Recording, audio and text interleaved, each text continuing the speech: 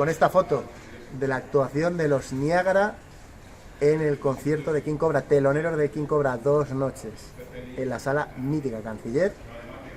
Aprovecho para recordaros que hay un documental en YouTube que el miércoles, este miércoles a las 4, a lo mejor para cuando veáis el vídeo ya está publicado, pues lo tenéis, el Ahora o Nunca, la verdadera historia de Niágara. ¿Estás contento con el resultado? Pues sí, la verdad es que sí, porque ha sido un placer, un honor y creo que ha quedado fantástico. Bueno, ¿animas a la gente a que lo vea? Hombre, yo creo que es de recibo. Es una cosa en la que ha habido mucho amor, mucho empeño, mucho trabajo y además muy interesante. Y yo creo que debería verlo todo el mundo. Pero todos. Muchas gracias. Un abrazo. Uno de los grupos, yo creo, de referencia por lo que significaron para mucha gente. No son de los más conocidos y ahora entiendes por qué, y es una lástima. Un grupo que lo tenía todo para triunfar, se quedó a mitad de camino, lamentablemente, y es una forma de recordarlos, de disfrutarlo otra vez y de volver un poco a nuestra juventud.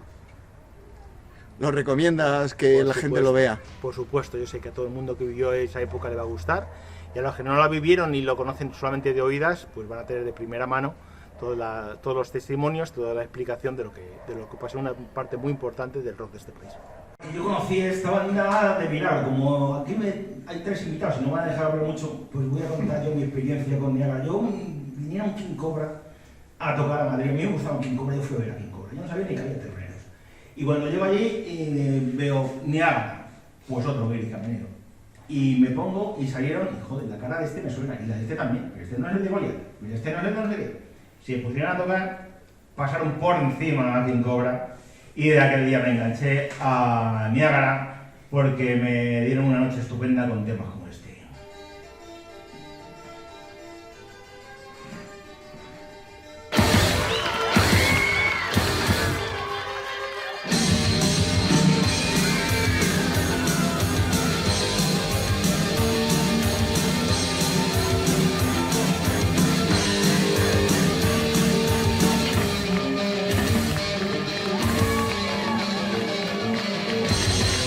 Take a breath before you sleep.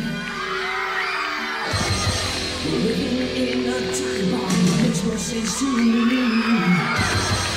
I look deep into her eyes. I feel my body shiver, her look as cold as ice. I always need you by my side. You can't believe it, she makes me cry.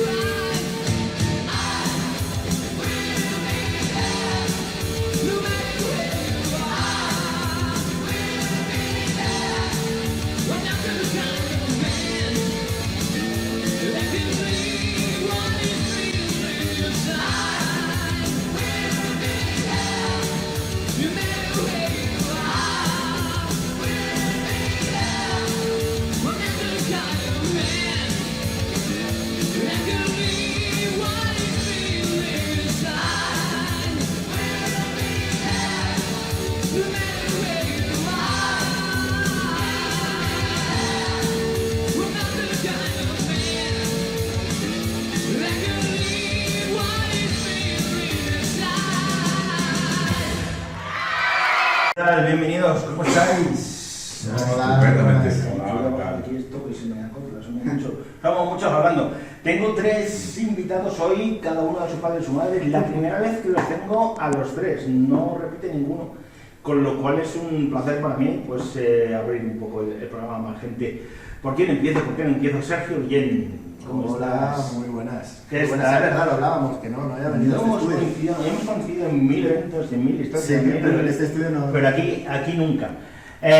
Bueno, cuéntame, ¿cómo se te ocurre? Tú eres el director, para empezar. Codirector, junto con mi esposa África. Con África, que no ha podido venir. No, Los dos directores. ¿Cómo se os ocurre tanto tiempo después hacer esto? Pues mira, fíjate, una cosa que también estás tú un poco relacionado, porque fue un poquito después, pero justo antes de salir lo del libro de José Martos, cuando estábamos preparando la presentación del libro de Our World, hablando con él, hablando ideas de pues, que quería hacer un libro y tal, pues lógicamente empiezas a hablar, su libro era, el que hizo contigo, de toda su carrera, pero claro, hablar de Niágara, y Niágara pues es ese, dentro de lo que cabe, todos los fans que sabemos cosas de ellos, pero aún así es ese gran desconocido, ¿no? La banda que cada vez que sale el tema entre colegas siempre había muchas cosas de, pero esto ha sido verdad, pero ¿sabes? Entonces nos pareció una cosa muy interesante para tratarlo, para invertir tiempo, dinero en hacer eso, en juntar a la banda, en esperar que nos diesen el visto bueno de hacerlo, lógicamente, porque todos tenían que estar de acuerdo en que se pudiese hacer.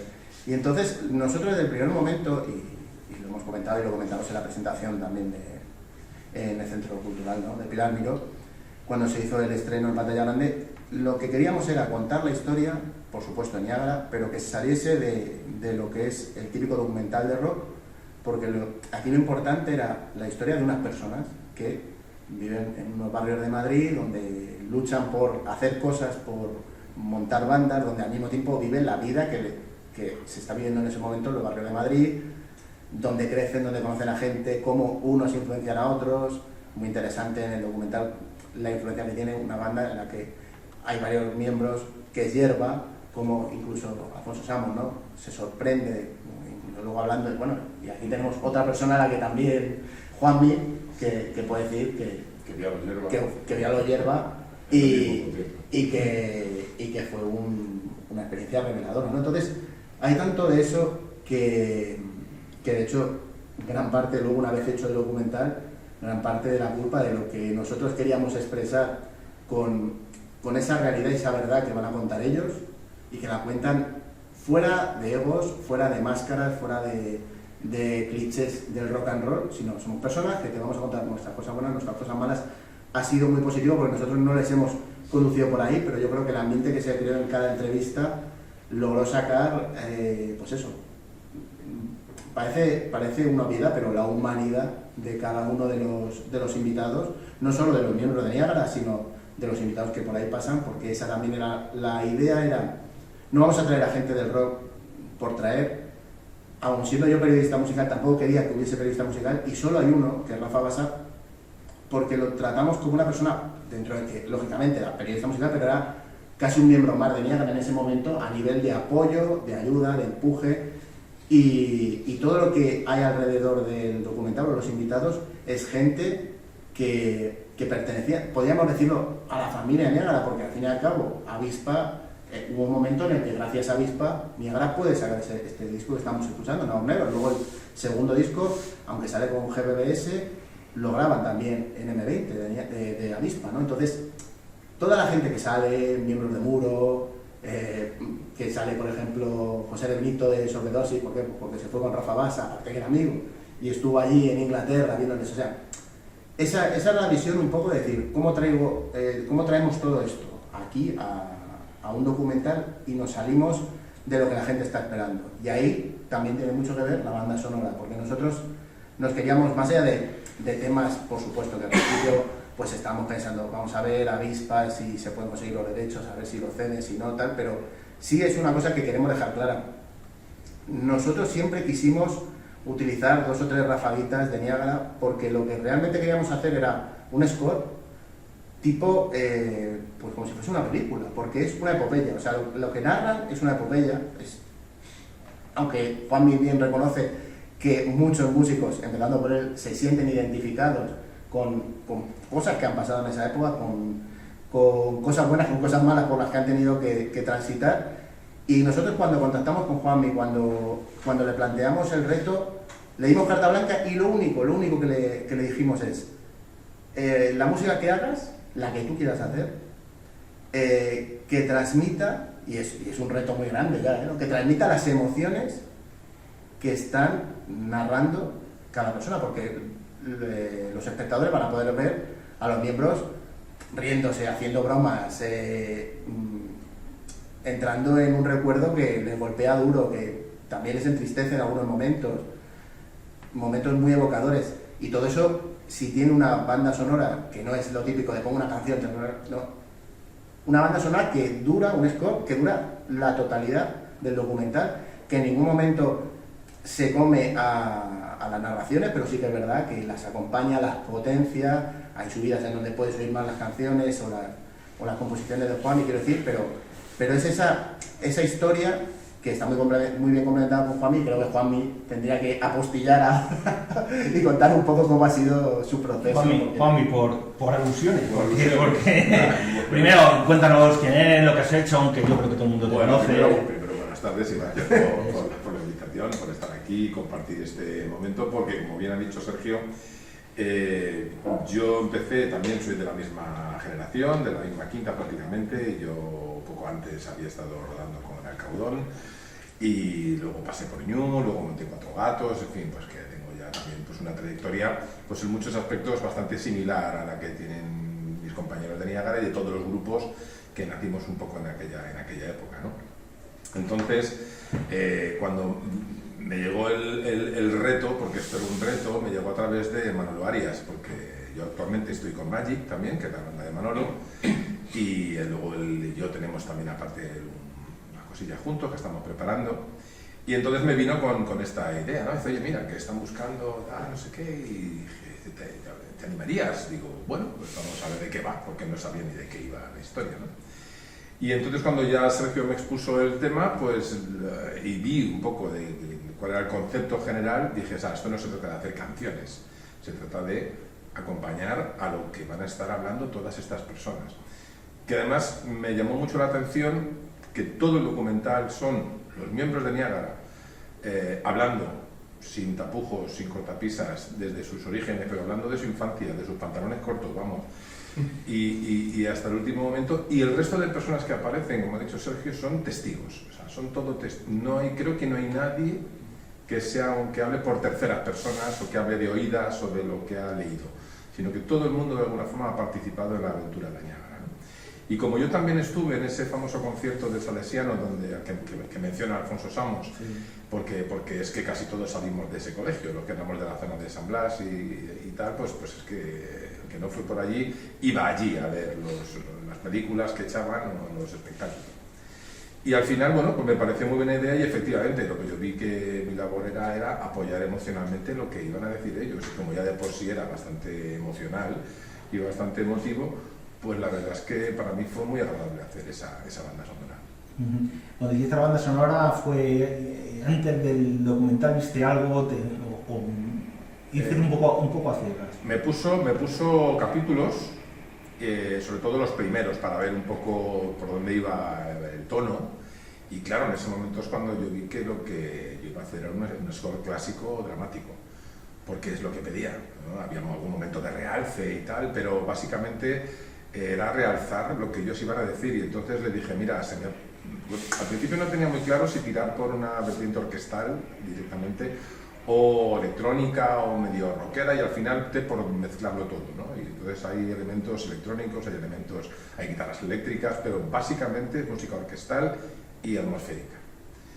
Y porque es lo que más, creo que era lo que más resultaba atemporal, ¿no? Lo que ellos estaban contando, además como era la historia de tantos de nosotros, del barrio, de empezar, porque mucha gente cree que los grupos o bien les toca la lotería o tienen padrinos detrás que les compran los instrumentos y aparecen con la mejor guitarra, el mejor teclado, la mejor batería, ¿no? Y muchos empezábamos tocando prácticamente con palos, con cuerdas, y con baterías hechas con botes de Colón que ya no están. Entonces ahora como mucho están sacando botes de Colacao gigantes que pueden ser también, pueden ser. Entonces, quiero decir, todo aquello lo hemos vivido tanta gente que para mí estaba, cuando yo componía la música, y eso lo puedo decir sin vergüenza, la hacía para mí también. Y así es como salió. Y por supuesto tenemos que tener a alguien del grupo. Íbamos a tener a 3, nos hemos quedado con uno. Entre incendios en carreteras cortadas, citas médicas y vacaciones, pues tenemos aquí al teclista, al mejor teclista que he tenido nunca en Niágara. Bueno, hasta ahora, porque has tenido otro. Enrique Castañeda, ¿cómo estás? ¿Qué tal? Muy buenas tardes. Bienvenido. Otro que se estrena aquí conmigo. Espero que quedéis contentos para volver. Cuando vuelva a Niágara, volverás también aquí a contar algo. Sí. Que, chico, yo bueno, personalmente lo conozco hace algún tiempo, pero musicalmente, aparte de Tritón y Niágara, yo tengo un vacío antes y después. Bueno, a nivel músico, antes estuve con TC10, que era una banda que montó el Chino, y yo seguía, me llamaron para Tritón, y yo básicamente, mi carrera como teclista se queda en Niágara, porque yo ya cuando nos separamos, volví un poco a mis inicios, ¿no? Yo empecé tocando la guitarra, y tocaba en los bares, canción protesta en Libertad, con otro chaval, y montábamos un dúo, y lo ganábamos la vida con eso. Y cuando se acabó el tema de Niágara, pues terminas como muy saturado, ¿no? Muy pensando, dices, joder, todo el trabajo, el esfuerzo que lleva esto y no vale para nada, ¿no? Porque al final no ves que eso siga, que avance, ¿no? Es muy difícil, el mundo es muy difícil. Y yo volví a hacer básicamente lo que hacía al principio, ¿no? de mi carrera, que era hacer musicales. Teatro, ¿no? Teatro musical. Teatro musical, de una compañía que hacemos teatro musical, y yo llevo ahí con esta gente, llevamos ahí hace 50 años. Porque ahí conocí a mi mujer, mis hijos se han criado conmigo ahí, cantan, producen, y la gente que yo conozco, bueno, ya nos estamos jubilando los viejos que montamos aquello, ¿no? Porque ya hay gente nueva, ya tenemos ahí un momento que hay escenas que no podemos hacer porque no nos podemos levantar, pero bueno, siempre está unido a la música, pero ya hay para producciones, hago algunos arreglos musicales para algunos temas y eso. ¿Y qué te parece que 40 años después de Niágara aparezca alguien que dice quiero hacer un documental sobre un grupo que tampoco fue la explosión máxima del que no formaron rock? Pues yo pensaba, digo, que esto a quién le va a interesar, ¿no? O sea, yo pensaba, este hombre está loco perdido.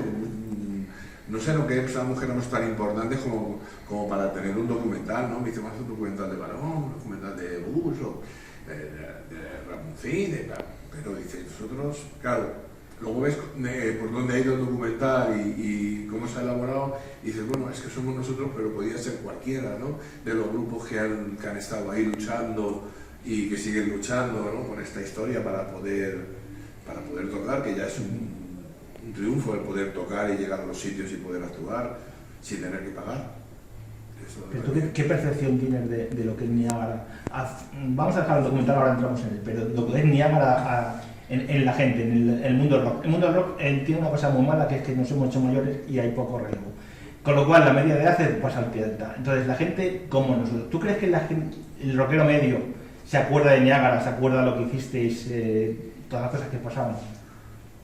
Pues yo pensaba que no. Pues el otro día en el teatro se quedó gente fuera. Pensaba que bueno, pues está pasado, ¿no? Y ya la gente, pues, todos retomamos nuestras vidas, seguimos con otras historias, y pensaba que, bueno, pues todavía hay mucha gente que nos ha visto o que no nos ha llegado a ver, hijos de mucha gente que nos vio, que le han contado, que tienen los hijos de su padre y tal, y dices, hostias, lo de la reunión de Niágara es constante. Sí, sí. Sergio, tú les conociste un pelín después que yo, porque fue el primer día. Pero en Atope. En Atope. Yo en Atope. Yo recuerdo que flipé, o sea, recuerdo... ni siquiera les había oído nombrar, o sea, me guardaban grupos, pero no les había visto. Y de pronto salen en Atope, claro, yo todos esos programas los bebía como si fuese Sí, agua bendita. Tocata, Claro, Tocata, Atope, pues que eso era... Eso era siempre. ¿Y por qué más joven y no conociste Musical Claro, Express? Musical Express, sí. O sea, Tocata, a tope, Rococó, todo eso, ¿no? Y recuerdo que a tope, que eso hubo un error durante un tiempo puesto en YouTube porque la gente pensaba que había sido en Tocata. Porque a tope realmente solo estuvo un año como puente, ¿no? Digamos, y luego se hizo Rococó. Y a tope era casi, además es que la estructura era muy similar a Tocata, entonces era muy fácil confundirse, ¿no? Y recuerdo verlos allí y alucinar, o sea, es que es verdad, es que no lo digo yo, no lo dice la gente que cuando lo dice, es que la primera vez, y lo dice Ignacio también de Atlas, lo dice, él lo vio en a tope y alucinó, porque decía, es que no me esperaba esto, no solo cómo canta la banda, no solo cómo suena, sino cómo se comporta en el escenario, que eso yo lo he hablado muchas veces con ellos, con la gente y tal. No es solo vestirse o maquillarse para un concierto tal, es tener lo que dicen en el flamenco, ¿no? Lo del duende, ese encanto para decir yo defiendo las canciones de una manera y me muevo en el escenario de una manera que le doy realismo, le doy verdad, ¿no? Y eso es increíble, o sea, ver imágenes de ellos, no solo ahí, sino ahí se va a ver en un momento dado del documental un trozo de uno de los conciertos que está grabado por alguien del público, una cámara, y les ves en concierto, les ves funcionando y cómo desarrolláis todo lo que es vuestro show. Y es tremendo, o sea, es que no tienen, no lo digo de verdad por exagerar ni porque sea uno de los directores del documental, es que no tenían nada que envidiar a Sí, además rompían un poco con la idea, porque hoy la mitad de los grupos son más cantan en inglés, pero entonces era muy difícil. Claro. Era muy difícil a nivel de imagen, a nivel de temas, pues Totalmente. rompían no solamente en España, sino fuera, que es una de las cosas que más llamó la atención en su época. Sí. Que eso lo tenéis claro desde el principio, ¿no? Sí, lo teníamos clarísimo, además no lo creíamos, o sea, pensábamos que era, de hecho el Cabaneve es ahora o nunca, o sea, si con esto no hacemos nada, ¿para qué vámonos? Porque estábamos totalmente convencidos de que lo que teníamos era un trabajo excelente para haber grabado, porque es que el primer disco se grabó en una mesa de 12 pistas, o sea, es que no teníamos ni condiciones, o sea, la batería tenía que estar disparada en una caja de ritmos, que la tocó, pero se disparaba una caja de ritmos para poder tener canales para grabar los otros temas, o sea, estábamos bajo mínimos en grabación. Y se nota, ¿no? La producción se nota, claro, evidentemente. Sergio, ¿ha habido algún tipo de financiación o algo, o bolsillo men? De nuestro bolsillo. O sea, de hecho, por ejemplo, la gente verá, productora No Plan B Estudio, que realmente no es una productora, es como nos llamamos nosotros a nivel, cada vez que hacemos algún proyecto audiovisual, de lo que sea, es No Plan B Estudio, nos ponemos nosotros, quiero decir, África Paredes y yo, y el dinero de nuestro propio bolsillo. Está hecho, bueno, aparte con mucho mimo, hay una gran labor de documentación detrás, es decir, se ven un montón de imágenes, fotos súper inéditas, porque hay 4 o 5 fotos que hemos visto todo. Sí. Luego hay otras que hemos visto menos, pero es que hay algunas que yo creo que han visto el grupo por primera vez, que habéis buscado en los álbumes de recuerdos de los miembros del grupo. Bueno, vamos a ver, hay diferentes... iba a decir, hay diferentes personas que han colaborado en eso. Uno de ellos está aquí, el señor Sonseca, Manuel Sonseca, está grabándonos además, que es uno de los que ha ofrecido imágenes y sobre todo vídeos, que es muy difícil encontrar vídeos, no vídeos porque no hay videoclip ni nada, pero quiero decir vídeos, pues, por ejemplo, lo del famoso, que no vamos a desvelar aquí la historia porque es el misterio, pero el famoso partido del Campo de la Mina, tal, no sé. Pero una de las personas, más allá de diferentes miembros que han pues eso, cedido material para escanear y tal, pues yo creo que el que tenía el archivo más grande, o el que nos lo dio primero, porque yo sé que Quique también tiene archivo y tal, es José Martos, que él tenía, pues igual que cuando hicisteis lo del libro, él tenía pues cinta grabada donde él contaba día a día, o se había estado grabando lo que hacían en cada momento, pues también llevaba una especie de archivo, no solo con fotografías, sino con recortes de la revista. Había ¿no? mucho recorte de prensa, Claro. porque en Londres tú tocabas en el Marquis y al día siguiente una crónica, o sea, eso es todo el mundo. Y entonces ya estábamos ahí como locos para ver el Kerrang, el Jerry y buscarle a ver qué me decían del concierto y tal. Entonces, Así que si Niágara ha pasado un poco, digamos, a la historia, un poco entre comillas, es por aquellas 2 giras en Inglaterra que se hicieron entonces, que lo traspasas a día de hoy y quizás no se entiende tanto. Primero, porque Inglaterra entonces era la meca de las mecas, que hoy día pues lo ha perdido bastante, pero entonces sí que era la meca de las mecas, es como decir, no hay más. O sea, está en Nueva York, el Madison Square Garden, o te vas a Inglaterra. Y el hecho de que ahora es más fácil todo, te compras un instrumento, hacer una gira, todo ese tipo, pero entonces era realmente difícil. Entonces, Barón Rojo se le recuerda también por sus giras por Inglaterra, pero Niágara se hizo 2 giras. En el mismo año, ¿eh? Sí, y que... Y no hicimos más porque no había disco. Porque vamos a volver a hacer otra vez, porque nosotros a vez que terminábamos firmábamos para volver a mes y medio. Y oye, yo os voy a dar el mejor día, os voy a dar un sábado, tal. Y decía, pues es que no hay disco, tío, vamos a volver a hacer lo mismo otra vez. 2 veces seguidas, ya la tercera. Eso, de hecho, lo hablábamos el otro día, Juan y yo, lo de qué valor tiene que tú vayas a tocar un sitio, toques, y cuando termines te dicen, oye, pero apúntate ya, o sea, te apuntamos ya aquí que... Hasta el miércoles, la próxima sábado. Sí. No, es una cosa de cultura inglesa también. Sí. Yo no sé si lo seguirán haciendo, pero yo sé que en Inglaterra, en Londres, tocabas hoy aquí y al día siguiente en la otra punta de Londres, porque había otro garito que volvías a tocar. Sí. Todo está hecho, aparte de contar toda la historia, con muchas entrevistas, con muchos músicos del grupo, sobre todo, y luego gente afín, como has dicho antes. Claro.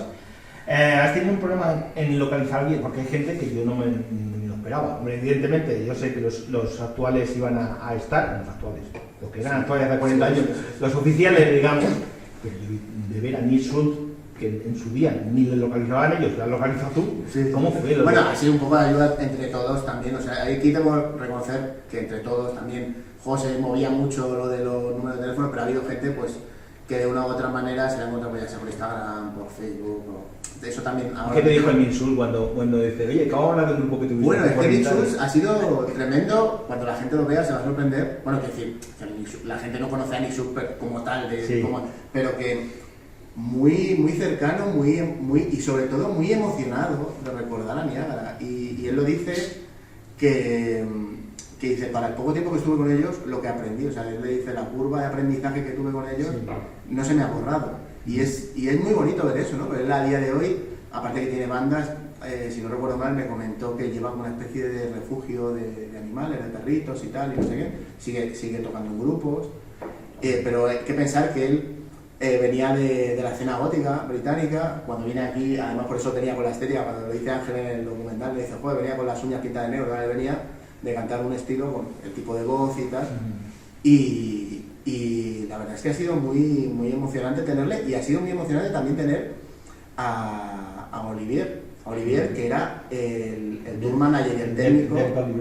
Derek Oliver es el de Kerrang, pero hemos conseguido ese con Derek Oliver, que es al que nos hubiese gustado tener, pero decía que hemos hablado con él, pero que no estaba en este momento. De hecho, su sello discográfico, que es Rock Candy Records, que es un sello muy bueno que se recupera, no le quiero hacer, no es que le haga publicidad gratuita, es que soy consumidor y comprador de los lanzamientos, se queda a reeditar material de classic rock y AOR y variados de los 70 y los 80, ¿no? Pues también tenía un bajón, entonces yo me imagino que con los líos que tenía, no estoy para pero Olivier de Blare, que es el que fue tour manager y técnico de sonido, pues lo pusieron para ambas cosas en el segundo tour británico, y era, si no recuerdo mal, belga, ¿no? Que lo hablamos el otro día.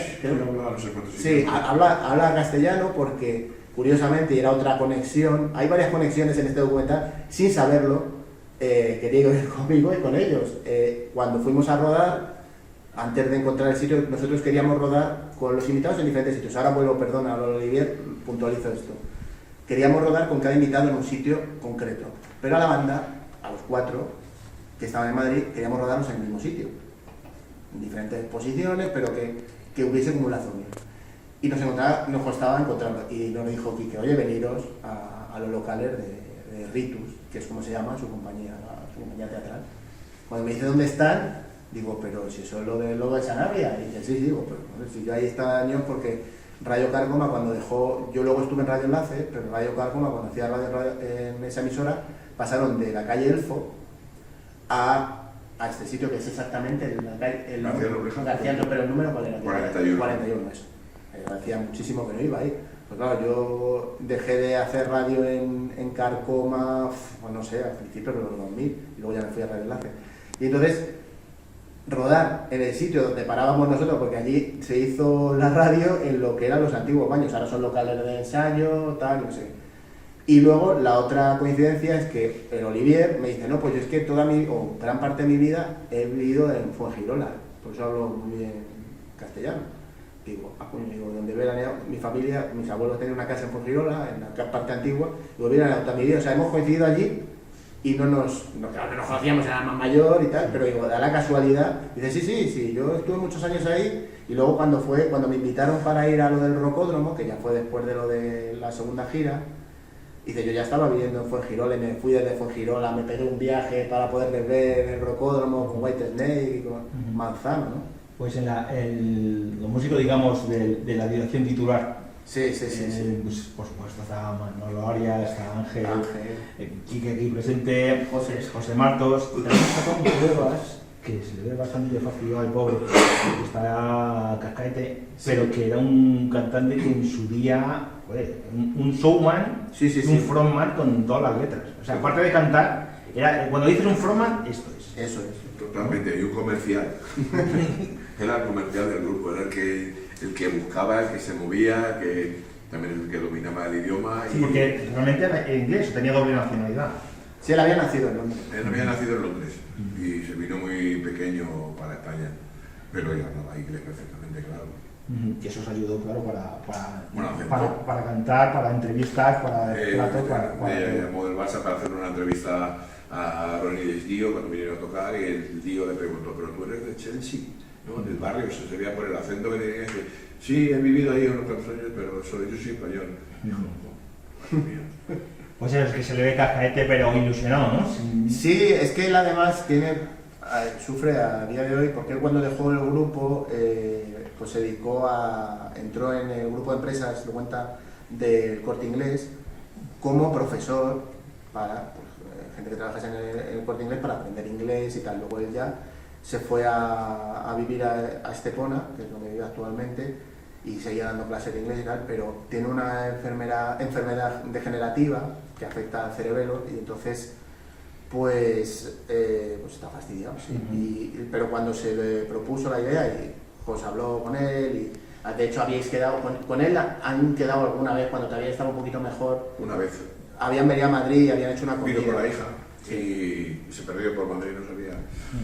Pero todavía podían dar, pero la verdad es que, y termino con lo de Tony, fue muy emotivo porque él va en silla de ruedas eléctricas, luego él vive solo en su casa, o sea, tiene una entrada por lo que sería la zona del jardín, tal, y luego tiene una subida, las escaleras tiene pues con asiento de esto, pero el tío se mueve totalmente o sea, es lo que dice en ellos al final, que es un tío que le echa mucho coraje a la vida y estuvo totalmente entregado, nos salió a recibir, o sea, fue precioso, la verdad. Que todos recordamos, Niagara tuvo muchos cantantes, de hecho Nick Schultz, hemos hablado hace un ratito, para que no lo sepas, que estuvo preparando el tercer disco, lo que pasa es que luego desapareció como por arte de magia, y recorriste a José Antonio Manzano, que por desgracia no ha podido estar participando. Que ¿tú tocaste con él, Juanmi, o me estoy equivocando? No llegaste.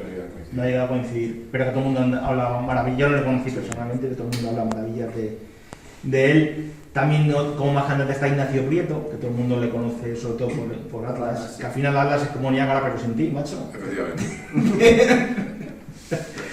Que hizo una pequeña cosa con Niagara ya al final, pero que se conoce como Atlas, y que yo creo que en su opinión también es muy interesante también. Y otro cantante que yo eché en falta, que yo me esperaba, yo cuando vi a Nick Schultz digo, el siguiente Fernando García. No ha podido ser. Esa es otra conexión que no ha podido ser. Que ahí, de hecho, ellos lo decían que está desaparecido. Está desaparecido a nivel de estas cosas, porque ni siquiera ellos consiguieron contactar con él y hubiese sido interesante, claro, para hablar de su participación en Pipa. Y el resto de invitados ya me has dicho que tenía que ser alguien relacionado con la banda. ¿Has tenido gente que te hubiera gustado encontrar y no has sido capaces, o que no hayan querido? No, mira, ha sido más la cosa de fechas. Porque claro, nosotros empezamos a rodar y teníamos un límite de tiempo. ¿Vale? Porque habíamos pensado cuánto iba a durar el rodaje, tampoco lo puedes eternizar. Y el problema es que había gente que, pues, antiguos pipas, o por ejemplo, antiguos pipas sí ha estado Joaquín Arellano, que ahora es músico reconocido, el niño, pero que fue pipa de Niágara. Y llegó a tocar, ¿no? Con vosotros cuando se fue Martos, ¿o no? ¿Quién fue el que se...? Fernando. Fernando Cobo. Fue Sí, se Fernando habla Cobo, de ese proyecto que Fernando, hicieron cierto, con- cierto, se me va Era la una cabeza. historia que iban a hacer con Maxi, con Maxi. Con Maxi, sí. Maxi Abad. pero no. Que te fuera- Y está Fernando Cobo también de Hiroshima contando esa historia que es muy, muy Sí, sí, interesante. sí. Dice, has hablado al principio que no has podido poner la música de Niágara. Sí. Es por problemas de derechos y de mala leche. Bueno, algunos derechos y otros de mala leche, pero bueno, vamos a dejarlo ahí en el aire Sí. porque tampoco vamos a eso, pero sí, o sea, realmente, de todas formas nosotros, eso sí, o sea, más allá de eso, más allá de lo que haya habido de los derechos, nosotros no teníamos intención, lo digo para si alguien ahora, no, es que habéis quitado todos los temas de Niágara vuelta y entonces, no, nosotros lo de los temas de Niágara era una cosa que iba a ser puntual, no por nada, sino porque la idea era eso, la idea era la imagen de un documental, por supuesto en Niágara, pero que fuese eso. Entonces, si íbamos a estar cortando el score con temas de Niágara, yo decía, la gente que conoce a Niágara conoce los temas de Niágara, y los que no lo conocen se van a meter a Spotify o se van a comprar el disco, tal. Pero no queríamos cortar en demasía el desarrollo de esa narración, sino era trabajándolo siempre con los temas y las composiciones que hace Juanmi. Eso sí, son 18 capítulos. Entonces sí que hay parones entre los capítulos, pero en esos capítulos siempre hay música, siempre hay algo que acompaña la narración o lo que acabas de oír, ¿no? Hay cosas muy, muy divertidas porque hay partes que lógicamente es que sube el score o qué tal, y hay momentos que son incluso graciosos, toques humorísticos hechos con música que le dan su puntito y que yo creo que no merece la pena adelantarlo para que la gente se sorprenda, pero que va a haber, que no dejen de escuchar, porque incluso cuando los miembros o los invitados dejan de hablar, hay su cosita ahí. Juanmi. A ver, hay una cosa que yo ya lo sabía, pero lo redescubrí en mi memoria cuando estuve haciendo la banda sonora, cuando ya iba viendo los capítulos. Y es que hay una cosa que mucha gente, sobre todo la gente un poco más joven, a lo mejor le puede costar entender, y es ya no tanto hablar de música como del audiovisual. Ahora cualquier persona entra en internet y quiere ver un fragmento, un concierto, un videoclip de cualquiera y tiene para elegir. Dice la gente, es que hay muy poco material, hay pocas fotos, hay pocos vídeos, hay poco... Ya, digo, es que en aquella época no había cámaras de vídeo en el bolsillo, y las cámaras de vídeo que había o eran ultra profesionales o no se veían un carajo porque no estaban preparadas para la oscuridad, para la luz, para el movimiento. Las fotos, pues lo mismo, como no tuvieras un teleobjetivo, es decir, salvo los fotógrafos profesionales, ¿no? Por eso decimos, es que siempre vemos las mismas fotos. Y de hecho, que fue una frase brillante que me surgió de la cabeza, una de las veces hablando, que dije, claro, es que en aquella época los mecheros no hacían fotos. Porque todos tenemos la imagen, ¿no? Claro. De cómo se hacía para un Sí, ¿no? sí, Con el sí. mecherito en alto, ¿no? Claro. Ahora se hace con el móvil. Y no solamente eso, que es totalmente cierto, sino que ahora todo el mundo lleva una cámara que te cagas Claro, en el claro, móvil sí, y hace sí, fotos. sí. Y antes no solamente no lo llevabas, sino que si te llevabas una cámara de fotos pequeña no te dejaban entrar. Claro, No, está prohibido hacer fotos. Sí, sí, y la que hacías un poco de extranjis se veía medio borrosa porque obviamente pues no era una cámara profesional. El que ya quería ir con una cámara un poco más apañada, a ese directamente no le dejaban si no estaba debidamente acreditado, que en muchos sitios además solo podías hacer fotos al principio de los conciertos. Es decir, era muy difícil de televisión, y de vídeos ya no quiero ni hablar. Claro, hablábamos en la idea eso de las Ahora cámaras. es que ahora te hacen un vídeo en 4K. Claro. Que suena de miedo, aunque no sea una cosa profesional, pero que sí que ilustra. Y de hecho muchos documentales actuales, digo actuales me refiero de 25 años para acá, Sí. se han hecho a base de fragmentos de vídeos y salen geniales, pero Sí, es que no totalmente. existían aquella Y el época. directo, ahora puedes ver un Igual. concierto y lo están retransmitiendo, lo Igual. sabe todo el mundo. Yo antes para llamar a mi familia desde Londres tenía que echar las monedas en la cabeza. Efectivamente. Pues hemos tocado, que salió que te cagas, que se corta. Es como lo que comentabas antes, ¿no? De lo de las giras en Londres. Es que el Londres de aquella época ni siquiera es el Londres de ahora en la distancia, porque todo estaba mucho más lejos, era mucho más difícil ir, era como dice Martos también, dice, era el extranjero, como decíamos antes, era como una epopeya. Ahora parece que te coges un low cost de tal igual y te plantas en Londres a ver un concierto tranquilamente, y ahora porque mucha gente lo hace. Pues aquello era como ir a Londres, es como ir a Tailandia. Una anécdota que no es del documental, es del libro, pero que viene muy a huevo, me estoy acordando ahora mismo, porque del día que me la contaba Marto yo me meaba de la risa. Y luego cuando lo escribí intenté volcar esa historia, que es que Niágara se fue en avión a Londres, pero los técnicos se fueron en furgoneta y quedaron en Londres. Y ya, es decir, y búscate a las 3 de la mañana, sin móviles, sin forma de llamarte, a ver si te encuentras. Victoria Station. Y se encontraron. Sí, nos encontramos, vimos como la policía detuvo a 3 personas, y yo ahí sentado, los 5 allí esperando que, pues 2 o 3 horas ya ahí, hasta que vemos aparecer la furgoneta. Pues lo mismo que ahora ves en el WhatsApp en tiempo real por dónde viene el que viene. Es que hay que un poco hacer ese ejercicio. Claro, yo por eso digo, incluso la gente como nosotros ya se nos olvida eso porque, bueno, pues para bien o para mal uno se va adaptando a los tiempos. Pero claro, de repente echas la vista atrás y dices, cuidado, no había ni GPS, tío. Íbamos con papel desplegable para movernos por Inglaterra. Y había veces que decías, ¿y ahora dónde voy? Teníamos que coger un taxi cuando llegábamos a Plymouth o cuando llegábamos al sitio Corby, un taxi que nos llevara hasta el de ir porque no había cojones a entender el mapa para ver dónde nos movíamos. Voy a hacer la pequeña broma de ese momento que nos ha pasado a todos, que el mapa desplegable, que donde queríamos ir estaba en la bisagra del mapa doblado y medio borrado. Eso no existe, no existe. Y el trato allí, que Fantástico, nos querían que nos quedáramos a vivir. Y decíamos, pues estos tíos tan locos, perdidos. De hecho, mira, ahora que dices eso, es a mí el documental yo lo vi en el Centro Cultural, tuve la suerte de estar entre los elegidos para poder verlo, porque sé que hay gente que se quedó fuera. Y hay una cosa que sí que echa un falta. No iba a decir anécdota porque no es una anécdota. El hecho quizás más importante de esta historia de Niágara es cuando nos ofrecen quedarse a vivir y ellos dicen que no se trata de documental. Eso es una cosa muy curiosa porque a todo lo pasado, cuando ya se estaba montando, lo contaba José, ¿no? Dice, no lo hemos contado. Ellos lo querían contar, o sea, porque la cosa no era, digamos que la narración no era pregunta-respuesta, porque la gente si lo ve es como un poco, vamos a hablar de esta etapa, vamos a hablar de la primera gira, vamos a hablar de eso.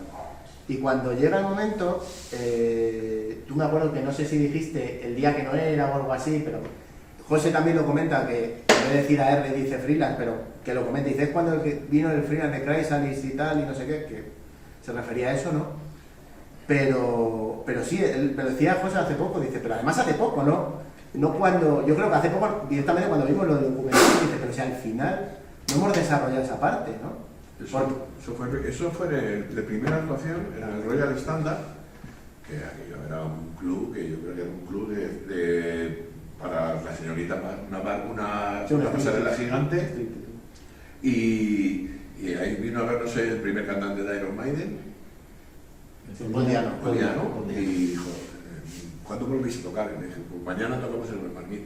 Tengo que ir a verlo porque lo que he visto hoy no me lo creo. O sea, sois la polla. Creía que estaba viendo a Rainbow hace un momento. O sea, habéis pasado por todos mis grupos preferidos. Y estaba de Chrysalis y José venía flipando. Tío, que nos han dicho esto y tal. Y bueno, era complicado. Porque luego había que estar en Londres para haber hecho, ¿no? Entonces fue complicado porque Manolo y yo, los dos teníamos ya un bebé. Y te pilla un momento que dices, bueno, estoy soltero, tal, pero ya tienes una familia, no te puedes. Igual que nos pasó con King Cobra. Nos ofrecieron irnos a vivir a la casa del cantante de Motley Crue. Carmen nos dijo, yo me voy allí en casa del cantante de Motley Crue no hay ningún problema, la casa está siempre llena de músicos, ellos no están nunca, no sé qué. Y luego ves el documental de Motley Crue y dices, menos mal que nos vimos. Sí, bueno, es una apuesta fuerte claro, que te puede salir bien o te puede salir mal. Llegas allí y triunfas por no haberte ido o vienes con el rabo contra la pierna, eso nunca se sabe. Pero sí que me llamó la atención Sí, que, ¿verdad? que eso, concretamente, yo es que termino de documentar y nada más terminar digo, pero ¿dónde está esto? Sí, sí, Igual sí, que sí. lo del, dicen del campo azul, se trata demasiado, en mi opinión, demasiado de puntillas, porque es muy importante en el... Bueno, yo de hecho te voy a decir una cosa, no porque, para que veas cómo son ellos, o sea, que no es un documental que sea una revancha, ¿no? Ellos se quieran cobrarse una venganza por cosas pasadas y por eso lo cuenta que lo cuenta. Porque realmente ellos, cuando yo lo estaba hablando, digo, ¿cómo me vais a contar? Bueno, tal, tampoco tenían muchas ganas de, ¿verdad?, de explayarse, porque decían, bueno, lo pasado, en ese sentido y tal, y no sé qué. Pero Carlos Pina, claro, Carlos Pina es que le pasó el caso, no lo vamos a desarrollar, no es por nada, sino para que la gente pueda ver Sí. y cómo lo cuenta Carlos Pina, que también pues tiene su punto, ¿no? Y tiene la gracia. Eran los dos. Claro, eran los dos, y Fernando me parece que también decía también de Panzer. Y la historia es esa, claro, él sí, pero fíjate que también fue milagrosamente, porque cuando estábamos, o sea, mira, fue una casualidad que aparezca más desarrollado, porque cuando yo hablaba con ellos, no, déjalo, no sé qué, y siempre, claro, yo el caso, o por lo menos yo con la gente que había hablado, o yo el recuerdo que tenía, de lo que se hablaba siempre era el caso que le había pasado a Manolo. Sí. Pero no sabíamos más, o sea, y yo cuando hablaba con Manolo, nadie no decía Manolo, ah, sí, y Carlos Pina, en ese momento, pues como siempre era el recuerdo de Manolo. Y estando un día, bueno, el día del rodaje con Carlos Pina, y hablando de su relación con ellos y tal, de pronto, no sé, no, porque es que claro, bueno, no va a salir, estábamos hablando con él, pues sabe muchos temas, pero lo de la mina, pues no va a salir. Ah, pues sí, estuve ahí, digo, ah, sí, hombre, si es que yo era uno de las fotos. Dice, ah, coño, y le dije, ¿quieres contarlo? Y dijo, sí, yo no tengo ningún problema. Y digo, bueno, entonces digo, cuéntalo, y luego se lo enseño a Manolo, se lo enseño a ellos, a ver si les parece bien, porque tampoco es una cosa de que tú... Pero además, otra de las cosas que demuestra también que todos los que han participado como que se han adaptado sin darle ninguna directriz a crear, pues es un recuerdo realista, pero no decir, no, tal, cuenta lo que ha pasado, cuenta quién hizo las fotos, cuenta quién estaba detrás, y cuenta lo de los juicios que se perdieron, que se ganaron, que tal, bueno, lo que se fue, pero no desde una manera, lo cuenta, no puede ser imparcial porque estaba ahí, pero bueno, no sé Sí, si... pero yo creo que queda muy elegante. Queda elegante, Carlos, exacto. Porque siempre cabe la duda cuando lo cuenta, digamos, el protagonista directo, que él también lo era, que Claro. en este caso hablamos de Niágara, de que estamos hablando de la gente de Niágara, también por las consecuencias que podría salir de allí, el que lo cuente otra persona, yo creo que le da un tinte, no digo ya de verosimilitud o de veracidad o de tal, sino simplemente lo que has dicho tú, ¿no? De un poco dejar a un lado a la banda y que otros hablen que lo han visto y lo han vivido, ¿no? Entonces yo creo que en ese sentido, y lo sé porque como yo me sé documentar mejor que nadie, eso Normal. puedo dar fe, porque claro, ha sido muchas horas haciendo la música y sacándole miga a todo eso, a todo lo que dicen. Creo que una de las cosas que a mí más me enganchó y me gustó es la cantidad de veces en la que, aunque la mayor parte son los protagonistas principales, son los integrantes del grupo, los que hablan y defienden y cuentan y recuerdan, incluso confundiéndose, porque la memoria es la memoria, ¿no? Y entonces mola ver cómo no todos coinciden exactamente en detalles, que a veces sin importancia, a veces tal, pero ver cómo luego hay otras personas que, como digo, son como mínimo testigos, son los que rematan o los que de alguna forma, le dan contexto a todo lo que cuentan. Y yo creo que el documental para mí, es un gran contexto. No, y además, como he dicho también, de las bandas de la época, de una época, hablamos de Londres, hablamos de todo ese tema, que a mucha gente le podrá parecer mentira, que no se constituyera luego en héroes patrios, quiero decir, llegar aquí y subir a lo más alto. No quiere decir que luego el futuro los hubiera brindado un futuro más largo, más corto, no. La idea es que aquí todavía había mucho que aprender y sobre todo muchos complejos. Aquí había mucho complejo. Parece como que el que iba afuera habría que hablar mal de él porque seguro que es porque, lo que decía antes, ¿no? O porque se lo está pagando alguien o porque había mucha envidia, siempre ha habido envidia en todos los sectores. Y es que yo lo he vivido también, entonces, bueno, yo le decía a Sergio, digo, si es que podía hablar de muchos de nosotros, tanto para cosas buenas como para cosas malas. Entonces, yo creo que está muy bien contado en ese sentido. Obviamente dan ganas de más, hay muchas cosas que uno ve Y digo, bueno, pues nada, cuando tenga 20 millones de visionados, pues a lo mejor una segunda fase. No, pero además te digo una cosa, fíjate, que lo que estábamos hablando antes de la importancia de ciertos grupos, y en este caso de Niágara, metimos un recorte que lo tenía José en su carpeta de estos de recuerdos, ¿no? De memorabilia, del Ya, del periódico El Ya, donde a posteriori, no solo comenta ya, ahí ya, a posteriori ya sí que ahí comenta lo de las giras y tal, porque lógicamente no me quiero explayar para que la gente lo vea cuál fue los vetos que se produjeron en el mundo más en las revistas especializadas de rock, porque bueno, ya se sabrá en el documental, pero en el periódico Ya, a posteriori de las 2 giras, comenta las 2 giras, o sea, han vuelto con grandes éxitos y tal, más allá, dice, con grandes éxitos en Inglaterra, más allá de lo que les está sucediendo en España, por medio de una empresa de tal, no sé qué, y lo sale en el periódico Ya, lo subrayan eso. Ya estaba Luzcalo Buraya, ¿no? Era el que lo hacía. Es que a mí ese, igual que lo que te he dicho antes, era que se quedó fuera, pues casi lo más importante. Por esto me parece muy importante y lo más sangrante, porque al final las víctimas son los que han salido perdiendo. Es decir, las víctimas los han puesto como... Ahora, por ser víctima te vas a enterar, ¿sabes? Entonces, eso es importante en lo personal y en la trayectoria del grupo, porque marcó todo el futuro de la banda. Entonces, por eso, yo como he hablado de este tema muchas veces con Ángel, con Manolo y con Martos, y yo me esperaba más caña. Sí, hombre, vamos a ver, de récord había caña, pero claro, pero lógicamente ellos les pasaba eso, y incluso Manolo, que sabe que le pasó, que sale en ese capítulo y sale hablando y sale diciendo, y lo de, pues bueno, y José también lo comenta, ¿no? Que es triste pensar que estás triunfando fuera de tu frontera, que en un sitio donde además no es cualquier sitio, es la meca del rock en ese momento, y que te traten como te tratan, ¿no? Sí.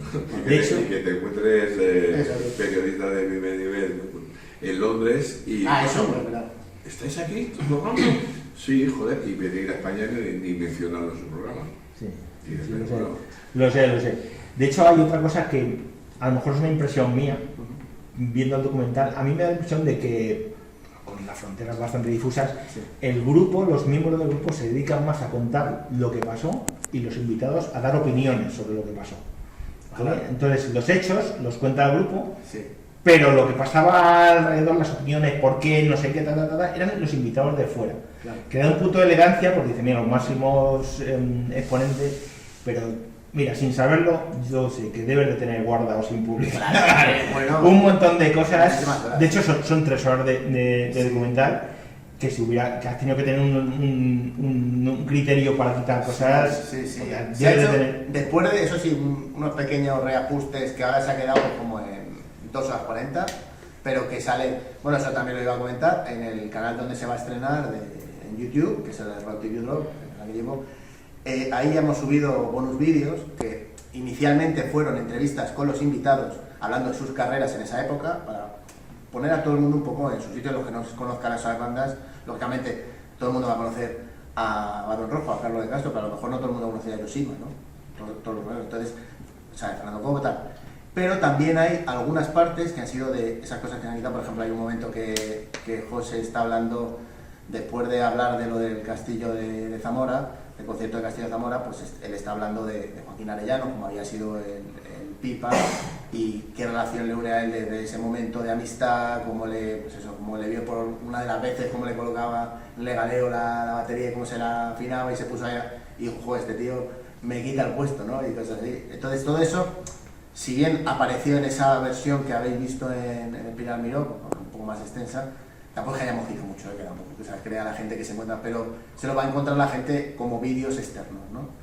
Pero sí ha sido, teníamos horas y horas, y incluso de muchas anécdotas, que algunas anécdotas externas, o sea, circunstanciales en relación a cosas que pasaban, que algunas sí se han quedado. Por ejemplo, de José Benito, es muy interesante, y da pie a que Martos cuente cosas de lo del hipódromo, ¿no? Del hipódromo, de la discoteca. Pues bueno, pues por las noches, claro, no solo eran conciertos, además no tocaban todos los días seguidos.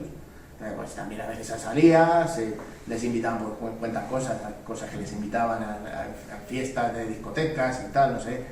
Y es muy interesante saber lo que hay alrededor y lo que dices tú, que son esos invitados que no están contando solo la historia, sino que realmente están contando cosas que vivieron con ellos y que vieron. Hombre, yo creo que a lo mejor los que más cuentan la historia podrían ser por los dueños de avispa, claro, porque están contando algo que les ha pasado a ellos, que es crear avispa. Sí, lo que pasa es que yo, no sé si Sí, estará Kiko y de Carlos, acuerdo ¿no? conmigo, Enrique, cuando uno está viviéndolo, es que el tiempo pasa muy deprisa. Claro. Yo creo que lo ven mejor, la gente de fuera lo ve mejor que tú mismo. Sí. Uno se mete en una vorágine en la que está componiendo, arreglando, grabando, preparando conciertos y no es muy consciente de en qué nivel está. Es decir, sí, de repente hay pequeños momentos puntuales que dices, coño, estamos en el marquín o estamos en no sé dónde, pero como que son momentos en que de repente despiertas un momento diciendo, que esto está en un nivel. Yo estoy acostumbrado a estar en el local, a ensayar, a tocar, no sé cuántos, no sé si tú pasas un poco eso, ¿no? Que luego pasa, yo no me entero de nada. que lo ves después, o sea, después de echar la vista atrás es cuando dices, ostras, o sea, que hay un camino. Yo no me entero de nada. Yo muchas veces contaba con José, pues yo estaba ahí, tío. Y decía, sí, coño, además José lleva un diario de a bordo. José Martos, que seguro que nos está escuchando, hasta hace poco me discutía que con King Cobra habían tocado 2 días o 1. Que yo dije, chico, que eran 2 días. Que no. Lo dicen Y ya está. Pues Yo no sé yo no sé si hemos tocado 1 o 2 tampoco. Sí. Ya que has dicho lo del escenario, bueno, aparte de aquel día en el Centro Cultural que pudimos ver el documental completo, ¿has hablado de que lo vas a estrenar en tu canal? Sí, bueno, ha habido cambios en relación a lo que íbamos a haber hecho inicialmente, porque nosotros de los portales estos de streaming, ya sea Netflix, Filmin, Amazon, íbamos a verlo estrenar en Amazon por una razón, porque Filmin y Netflix, que también lo podrías haber presentado, necesitabas un gestor externo. Un gestor externo, para los que no sepan un poco de qué va la vaina, es como si tú te contratases un representante audiovisual, que es él el que le hace llegar tu documental a la plataforma. Amazon Prime no tenía ese problema, tú tienes una página donde tú lo subes como si lo estuvieses subiendo a YouTube, imagínate, subes tu documental o tu película, le metes la sinopsis, las imágenes, el cartel, todo los subtítulos en inglés y tal, pues también eso, me preparé todos los subtítulos en inglés para que los tuviese.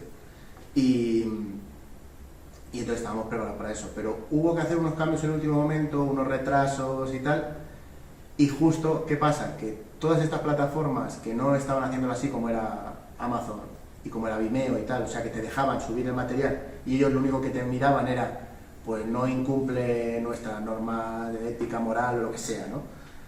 Pues han cambiado, porque han visto que Netflix y Filmin están sacando pasta de al revés, de que estas empresas gestores les pagan para poderles llegar. Y justo lo teníamos ya preparado, listo. Teníamos la página que solo era para subir, cambiar el archivo que teníamos original por el nuevo y tal, porque ha habido que cambiar algunas cosas de la música y tal, y Juan me ha hecho material nuevo, y lo han cortado. Y entonces ahora hay que pagar un gestor de eso. ¿Cuál es el problema? Que el gestor dice, la empresa gestora es gratuita, bien, pero si quieres que haya movimiento, son 1.000 euros. Entonces, bueno, un poquito más, 1.000 euros para que lo presenten, o sea, fondo perdido, porque a lo mejor te dice Amazon, no, ya echáis 1.000 euros. Entonces, claro, ya, con el dinero ya invertido en el documental, nosotros lo que queríamos, y además tampoco te aseguran un tiempo, puede ser aquí a un año. Era lo que ellos decían, lo comentaba con ellos, lo que ellos decían cuando les pusieron las 5K. Y que ahora hay que moverlo, ahora tenemos que irnos a Inglaterra, no podemos esperar un año. El documental ya lo habíais visto gente, ya lo habíais comentado, se había hablado que se iba a estrenar este verano, pues teníamos que sacarlo. Entonces, digo, ¿qué sitio nos queda que no nos pongan problemas? YouTube. YouTube es el único sitio que se me ocurría que pudiésemos hacerlo, porque además ya tenía yo el canal de Rock TV Drop, donde ya habíamos puesto los bonus vídeos.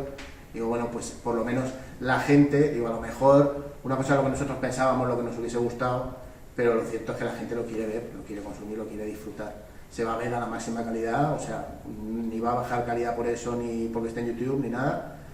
Y la gente por ahora con la que lo he estado hablando, y ya ha habido incluso comentarios en la propia página y todavía no se puede ver, o sea, está el link, pero...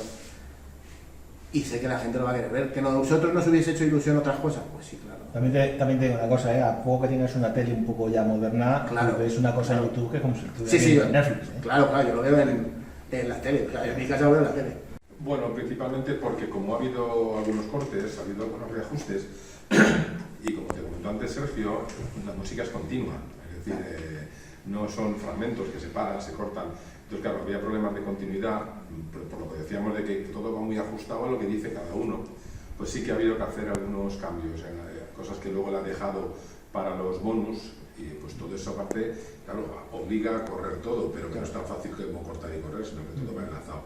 Son cuestiones técnicas, principalmente. Vale. ¿Y los músicos del grupo te han dicho esto me gusta más, esto menos antes de publicarlo, Enrique? Para nada, para nada. Soy su trabajo y además fantástico, porque ha captado completamente. Mira, de hecho, el último arreglo que ha hecho, estaba mi hijo en casa escuchando y dice, ¿cuándo habéis grabado eso? Y yo, no somos nosotros. Sí, ahí no tenía ningún miedo a que me denunciaran por plagio. Somos nosotros y Juanmi. Si es que suena.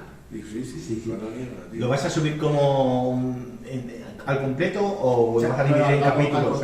No, el capítulo de hoy te subo uno, mañana te subo otro. Todo. ¿Y cuándo se estrena? El miércoles. Este. El miércoles a las 4. Este miércoles, estamos al lunes 27, pues el miércoles 29. Porque fíjate que inicialmente está diciendo, no, primero es un error porque la gente va a estar de viajes, El 1 de agosto no es buen día. no buen día, no buen día. Entonces, lo que sí, además, bueno, no sé si aquí lo puedes conectar o no, pero si tiene YouTube y tal, lo que hemos estrenado en el canal, por si lo quieres poner en algún momento, precisamente es el tema nuevo con el que se abre Sí. el documental. Eso lo puedes escuchar, que es uno que se llama Rock Times, Vale. Keep on Fighting. Voy a buscarlo, esto mucho nunca. Búscalo y A si ver. quieres luego... Que los teclados no es Enrique. ¿Cómo soy yo? Es Rock Till You Drop. Pues ya no sería capaz. Rock Till You Drop. Claro. Drop, aquí lo tengo, y me sale de flipar. Claro, hay que buscar. Con Rock Till You Drop Sergio Guillén y te saldrás. Sí, vamos a ver. Sergio. Va Sergio. Ahora nunca, la historia de Niagara, próximamente. El Rock Times, Ese es, el Rock Times. Pues vamos a ver a qué tal suena esto. Madre mía. Vale, caña. Me salen anuncios. Claro. Normal. Voy a llamar a Coca-Cola porque esta parte tiene que pagar y no sé cómo me... Es un vídeo. Es el videoclip que es al mismo tiempo la cabecera, pero sin los créditos, no salen los créditos.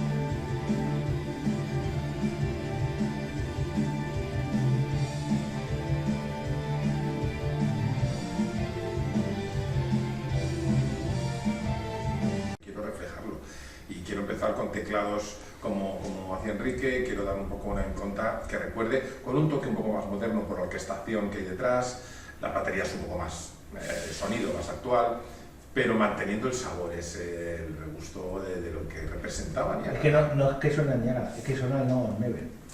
Claro, pero porque Niagara al final, como todos los grupos, tiene una cierta evolución, claro, pero es que me suena los Niagara los más clásicos. Sí, el más ochentero. Sí. El más ochentero. Pues era la idea. Es brutal. Enrique, ¿cuántas veces os han dicho que vengáis? Yo pensé, tío, La pregunta del millón. yo a veces que me voy a la cama y digo, ¿por qué no reunís? Oyes voces. Oigo voces. Oye, voces. Muchas veces. Igual que canta castellano, eso no lo han dicho hasta en Londres, tío. Tocar en el Manquí de pronto en una de las paradas, ¡canta en español! Es posible, de lo que persigue. Sí, bueno, lo que pasa es que es diferente. Yo hay una anécdota que me sé también que es muy buena de Balón Rojo, porque claro, vosotros tenéis a Toni Cuevas que era inglés, pero claro, Balón Rojo tenía a Serpa y a Carlos que de inglés pues no eran tan buenos, por decirlo elegantemente. Y empezaron a cantar en inglés, porque tenían muy bien en inglés y cantaban en inglés.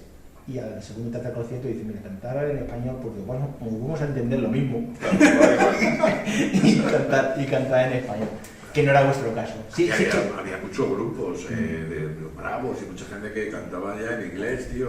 Sí, pero... Mike Kennedy, el micrófono, claro.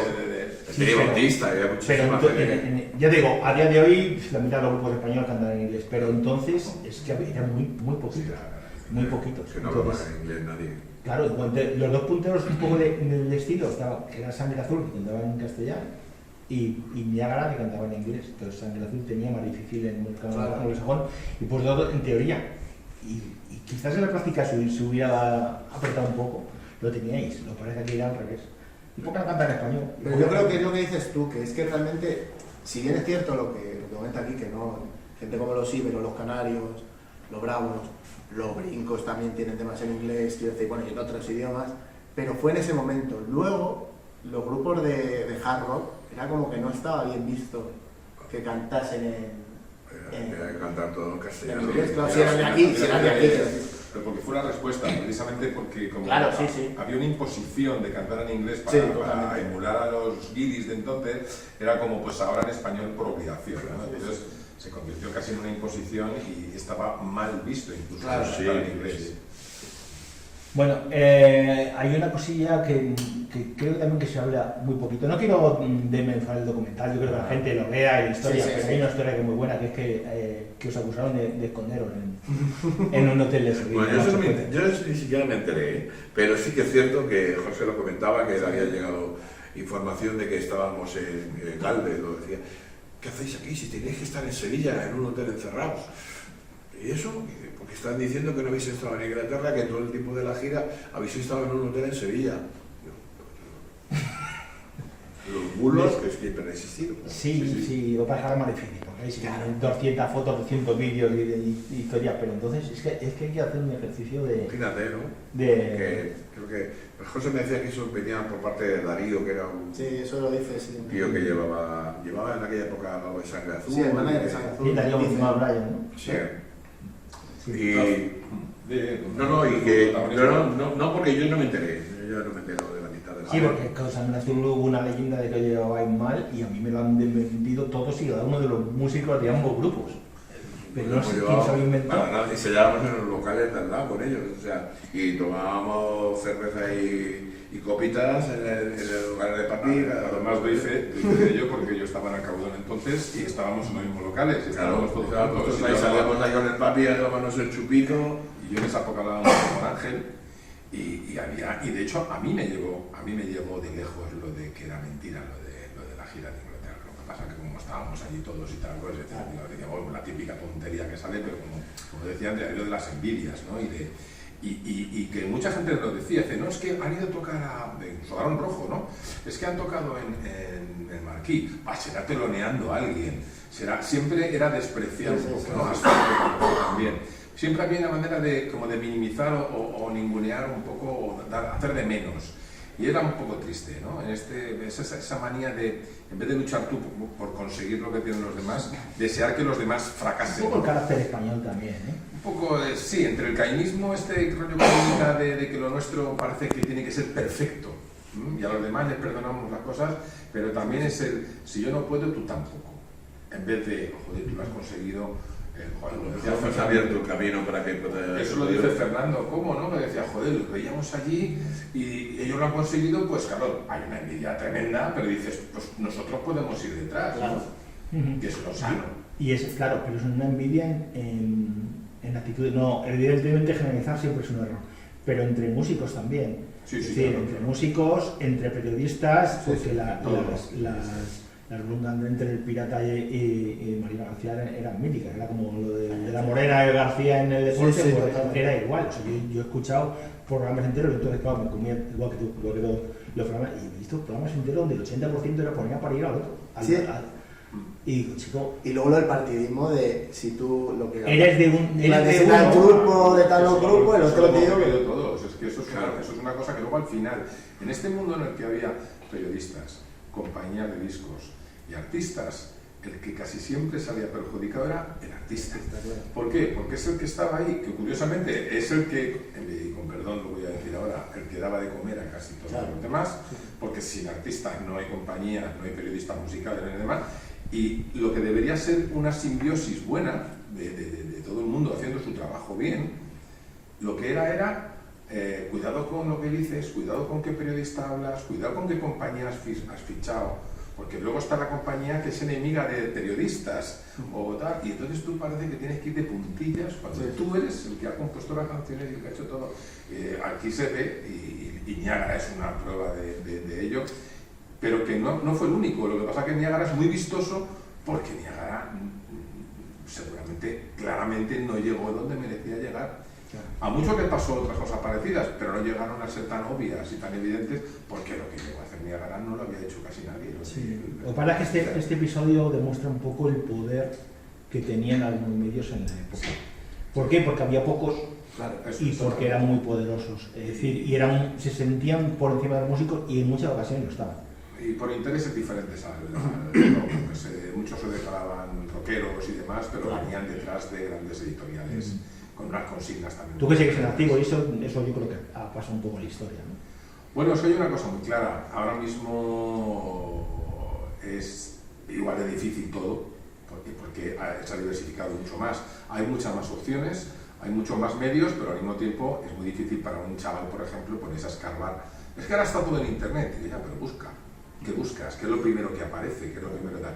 Entonces, Hombre, es lo que decía Sergio al principio, es que lo vi yo me comía tocata Claro, y te ponían un vídeo a la Exacto. semana y te lo aprendías, Sí, porque te lo grababas una cinta y te lo ponían. Ahora todos esos vídeos los tienen todos y no claro, los ves. pero no los ves Y o no no los tienes, o hay un montón de cosas que te ofrecen antes, previamente. Entonces, yo sí puedo utilizarlo. ¿Por qué? Porque yo sé lo que quiero buscar. Para mí es una maravilla Internet. Claro. Pero para un chaval que se inicia, es como decirle, aquí está todo, busca. Eso sí que es buscar una aguja en un pajar. Entonces, claro, ahora lo que pasa es que hay otras maneras en que uno se puede autopublicitar, se puede promocionar un poco más, pero sigue siendo muy difícil porque lo que ha hecho es que la oferta se ha ampliado por millón y discriminar. Sí, pero ya no hay ningún medio, ni siquiera los más grandes, que puedan decir al resto, de esta banda no leéis. ¿Cómo pasó? Claro. ¿Cómo pasó? Claro. Porque eso pasó con Niágara y ahora es imposible. Eso no se puede hacer. Ahora que cualquiera de ellos, sabemos todo de quién estamos hablando, digan, de Sí, ya no fulanitos puede. no se habla. Ese veto ya no puede ser, pero porque ahora mismo no le puedes poner puertas al campo. Lo que pasa es que ahora hay otro tipo de dificultades, ahora hay cosas muy distintas. En aquella época que lo que sí había, que era bueno, tampoco era todo malo, había una criba natural. Lo Sí, comentábamos lo el otro hablamos día. el otro Ahora día. cualquiera, con todos los respetos y con perdón, cualquiera se graba un disco. Cualquiera, o sea, mucha gente tampoco lo que no entiende es que cuando una compañía te grababa un disco, estaba invirtiendo un dineral. Ahora cuesta muy poco, haces un disco apañado, pero en aquella época hablábamos de millones de pesetas de aquella época. Entonces, que una compañía confiara en ti para grabarte un disco, promocionarte en revistas, que era otro dinero, eso ya era un triunfo que hoy parece que se desprecia o se desconoce, porque parece que dice, bueno, es que eso lo ha publicado él, es que eso lo ha sacado él mismo y luego lo pone a la venta en una plataforma, otro lado, tal.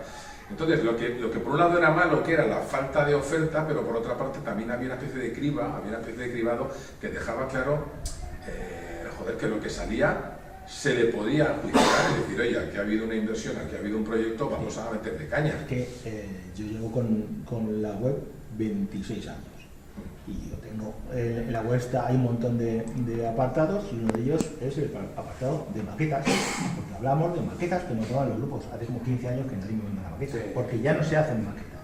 Ya directamente se hace el disco, se hace el disco completo. Hace la producción, Y ya. te hacen en tu casa un disco, que encima suena bien. Sí. Con tu carátula, y te sacas el disco entero y estás compitiendo con el resto de lanzamientos. Entonces, los lanzamientos que en Niágara se hacían en un año, hoy se hacen en una semana. Entonces, encontrar la aguja en ese pajar es más complicado. Claro, no vas a decir que es malo, porque está genial que todo el mundo pueda hacerlo, pero complica un poco la labor, pues como cuando decíamos antes, hasta que te enamores de un grupo, porque antes tenías problemas de que no teníamos dinero, ni había medios suficientes, tampoco podía haber mucho más grupos, porque es que no teníamos dinero para comprarnos tantos discos.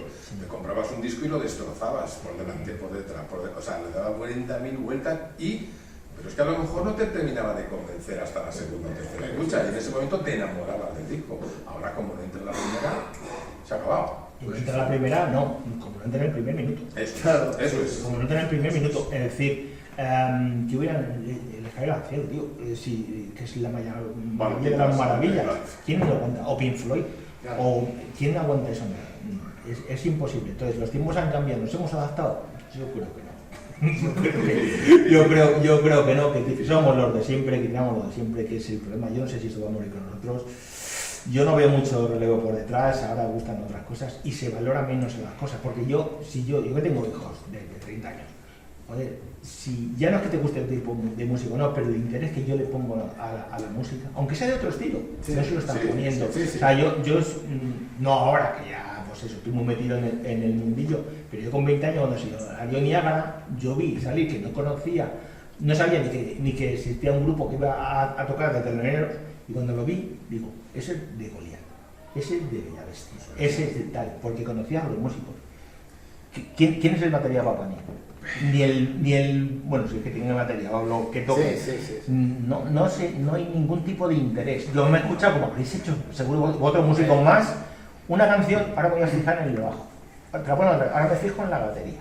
Ahora sí que jamás se ha vuelto a hacer. Entonces, la música es más de usar y tirar. Eso es. No sé qué productor le dijo, te gastas un montón de dinero en la grabación, lo llevas a masterizar al Filmbox de Finlandia, no sé qué, y luego la gente lo escucha en el mundo.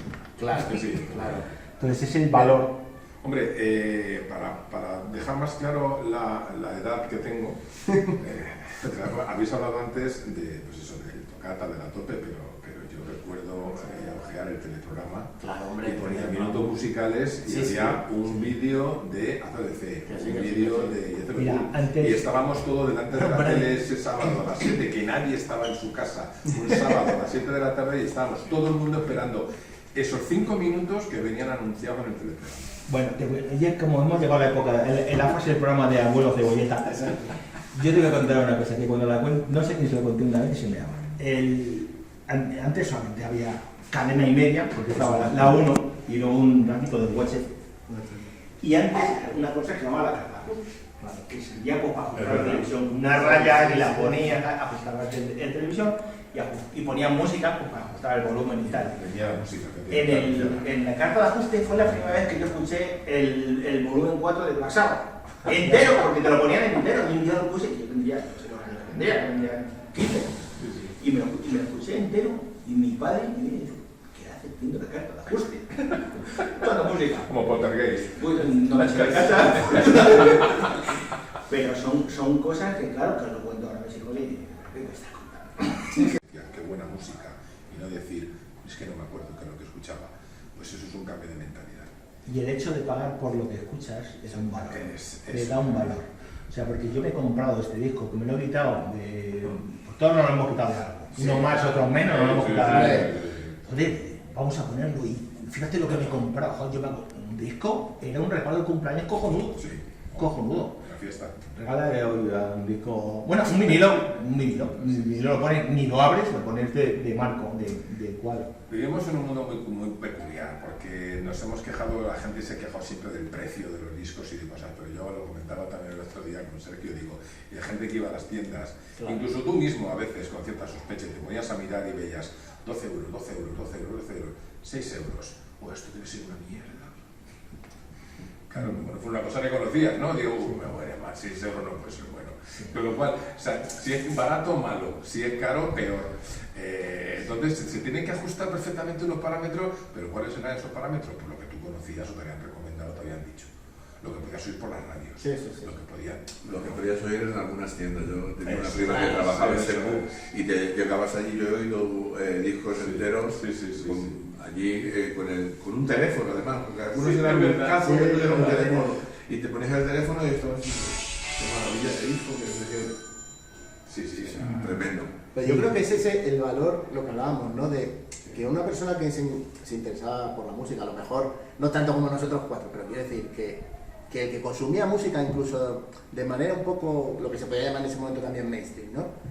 Pero tenía esa cosa de que oía una canción de cualquier género que le gustase y decía, oye, la he oído, pero a ver si la vuelven a poner en la radio, o lo que decíamos, a ver si sale en la televisión y han hecho un videoclip, o salen haciendo un playback, o hay una revista que hable de ello, la revista que fuese, ¿no? El saber algo más, ¿no? Que no es solo una cosa como de fans, de grupos de fans o de Justin Bieber, sino en ese momento yo creo que a todos nos pasaba, a los que consumíamos música, decir, tía, quiero más. Yo era gracioso, yo recuerdo empezar a coleccionar, más allá de las cassettes que tenía grabadas, que nos grabábamos los colegas, y un momento de que ver mi madre pues tenía, no sé, 25, 30, tal, original, y decía, ya está, ¿no? Ya se ha acabado. Digo, ¿cómo que se acabó? Y dice, ya con esto ya tienes, ¿no? Digo, ¿cómo lo digo esto?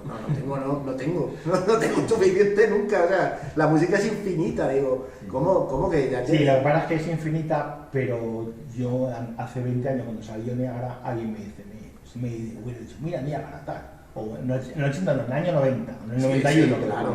Niágara, joder, pues a ver si consigo este disco, tal. Y luego escuchas, a ver el siguiente, tal. Claro. Yo hoy te puedo descubrir algún grupo que no conozcas, por el motivo que sea.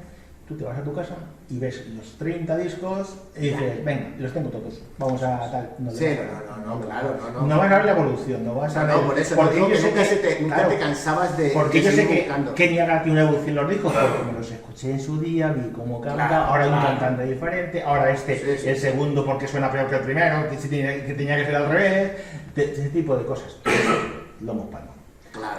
Recapitulamos, que si no estamos aquí esta mañana y tú tienes que levantarte muy pronto.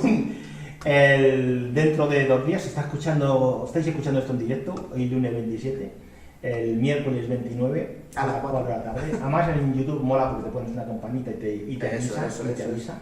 Vais a tener el documental completo de golpe. Los bonus no sé si... ¿Algunos ha sido adelantado? Sí, están ya todos. Están ya todos, ya no quedan para después, ¿no? Ya no quedan, además los pueden buscar en el propio canal, pero aparte al final del documental les saldrá un cuadradito para ir directamente a los bonus. Vale, y con todo el material que tienes que no has usado, ¿vas a hacer algo? Ya veremos. Yo sigo viendo. Perfecto. Pues nada, pues muchas gracias por estar aquí, ha sido un placer hablar de música y hablar de documental y hablar de... Ha sido un gustazo. De cuando teníamos más ilusión, no menos ilusión, sino lo teníamos de otra forma. Y que, pues eso, que un placer que haber tenido a los tres por primera vez. De hecho, a Juan yo no lo conocía personalmente hasta hoy. A los otros sí. Y nada, que muchas gracias. El documental a mí me gusta mucho. Seguro que le va a gustar mucho a la gente que vivió la época. Y a los que no lo vieron, seguro que se sorprenderán. Como alguna... Sí, además yo creo que ya no solo a nivel musical, que les va a servir un poco también de retrato de una época.